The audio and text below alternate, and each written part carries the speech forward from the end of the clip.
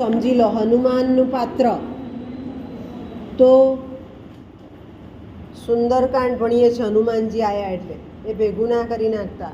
રામાયણ, સુંદરકાંડ, મહાભારત, વિરાટ પર્વ. સુંદરકાંડનું મુખ્ય પાત્ર કોણ છે? હનુમાનજી. અને હનુમાનનું પાત્ર બંને રીતે પૂછાય, જનરલ ક્વેશ્ચનમાં પણ પૂછાય, શોર્ટ નોટમાં પણ પૂછાય. મુખ્ય પાત્ર છે એટલે હનુમાનના પિતા એમ કે વાનરરાજ કેસરી અને માતા અંજની, અને એ રીતે એમને હનુમાન કહેવાયા. બીજું એમ કે એમની પાસે બહાદુરી બહુ હતી, એટલે શબ્દ વાપર્યો જ છે સુંદરકાંડમાં, વિક્રાંત. વિક્રાંત એટલે પરાક્રમ કરનારા, બહાદુર એવા, એટલે પણ એમને હનુમાન કહેવાયા. બીજું એમ કે એમનો જે ચહેરો હતો એ સહેજ જુદો હતો. હનુ એટલે દાઢી, એટલે પણ એ હનુમાન કહેવાયા.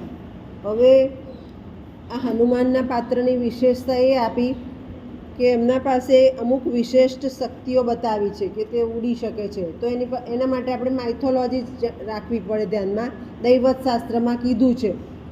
બીજું એમ કે એમની પાસે એક બીજી પણ અદ્વિતીય શક્તિ છે કે ધારે ત્યારે વિરાટ સ્વરૂપ લે અને ધારે ત્યારે નાનું સ્વરૂપ પણ લઈ લે. અને એ આપણે જોયું કે લંકાનું દહન કર્યું ત્યારે એને પોતે વિરાટ સ્વરૂપ પણ લીધું હતું. બીજું ખાસ કે એ રામનો સંદેશો લઈ જનારા સેવક બની રહે છે, એટલે સેવકના ગુણો હનુમાનજીમાં સ્પષ્ટ થાય છે. સેવક તરીકે અત્ર તત્ર બધે રામને જ જોવાનો પ્રયત્ન કરે છે. અને સીતાને પણ એ ઓળખી નથી શકતા કે આ સીતા છે. એ ત્યાં જઈને આ શીખવા જેવું છે કે સેવક, કે તમે જ્યારે કોઈનો સંદેશો લઈને ગયા હોય ત્યારે નમ્રતાપૂર્વક એની પાસે બેસીને એને સંદેશો આપવો પડે. હનુમાનજી પણ નમ્રતાપૂર્વક પગે લાગી અને એમને સંદેશો આપે છે. એની ઓળખાણ માટે રામની વીંટી લઈ ગયા છે, તો સીતા સ્વીકારે કે આ રામ તરફથી સંદેશો આવ્યો છે.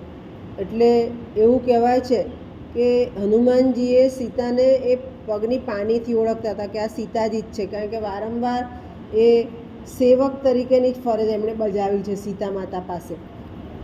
એટલે અહીંયા હનુમાનમાં સેવકના લક્ષણો જોઈ શકાય છે, અને એ મુખ્ય પાત્ર તરીકે સુંદરકાંડમાં આપણને જોવા મળે છે. ખાસ બીજું કે એનામાં ધીરજ ઘણી છે.